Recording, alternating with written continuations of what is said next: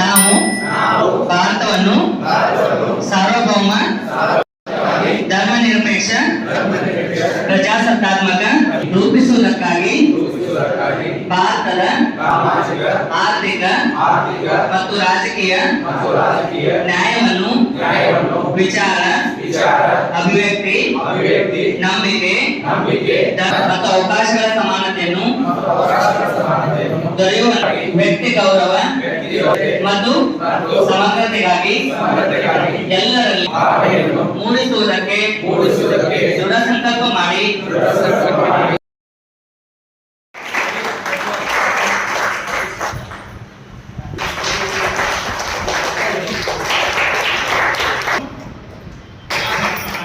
ನಿಪ್ಪಾಣಿ ಮತ್ತು ಚಿಕ್ಕೋಡಿಯಿಂದ ನನ್ನ ಸಮುದಾಯದವರು ಯಾಕೆ ಈ ಕಾರ್ಯಕ್ರಮವನ್ನು ನಾವು ಮಾಡ್ತಾ ಇದ್ದೀವಿ ಅಂತಂದ್ರೆ ನಾನು ಅನ್ಸಾಲ್ ಜಡ್ಜ್ಮೆಂಟ್ ಏನು ಹೇಳುತ್ತೆ ಮತ್ತು FIR ಅಂದರೆ ಏನು, MLC ಅಂದರೆ ಏನು, ಆಸ್ತಿ ಪ್ರಕರಣ, ಬ್ಲ್ಯಾಕ್ ಮೇಲ್ ಪ್ರಕರಣಗಳು, IPC ಸೆಕ್ಷನ್ಗಳು ಕಾನೂನಿನಲ್ಲಿ ಈ ಕಾರ್ಯಕ್ರಮ ನಾವು ಹಮ್ಮಿಕೊಳ್ತಾ ಇದ್ದೀವಿ.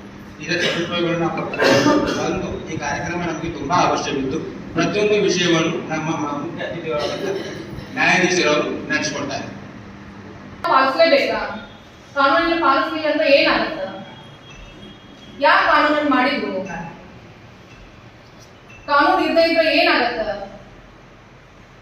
ಅನ್ನೋದ್ರಿಂದ ನೋಡ್ತಾ ಕಬ್ಬಿನದ್ದು ಈಗ ಆಲ್ಮೋಸ್ಟ್ ಒಂದು 60-70% ಅವೇರ್ನೆಸ್ ಎಲ್ಲಾಗಿ ಬಂದದ ಅಂತಾರೆ.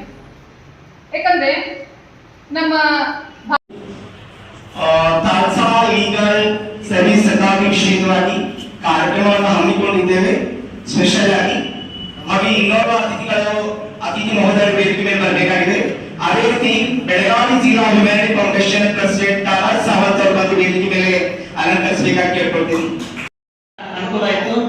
ತದನಂತರ ಏನಾಯ್ತು, ನಮ್ಮ ಉಕ್ಕೇರಿಯಲ್ಲಿ ಕ್ರೆಡಿಟ್ ಕೌನ್ಸಿಲರ್ ಅಂತ ಮಾಡ್ತಾ ಇದ್ದೆ. ಬಹಳಷ್ಟು ಬರ್ತಿದ್ರು ಜನ, ಇಲ್ಲ ಸರ್ ಬರ್ರಿ ಪೆನ್ಷನ್ ಮಾಡ್ತಾರೆ ಅಂದ್ರೆ ಒಬ್ರು ಬರ್ಲಿಲ್ಲ.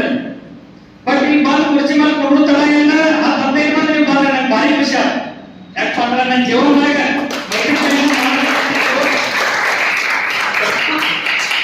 ಮಾಡಬೇಕಂತಿತ್ತು, ಅಲ್ಲಿ ಅವಕಾಶ ಅವರು ಸದುಪಯೋಗ ಮಾಡ್ಕೊಂಡಿಲ್ಲ. ಯಾರು ಹಿಂಗೆ ಬರ್ಲಿಲ್ಲ. ಇವತ್ತಿನ ಈ ಕಾರ್ಯಕ್ರಮದ ಕಾನೂನು ಅರಿವು ನೆರವು ಕಾರ್ಯಕ್ರಮ ಅಂತ ಹೇಳಿ ಹಮ್ಮಿಕೊಂಡಿದ್ದೀವಿ.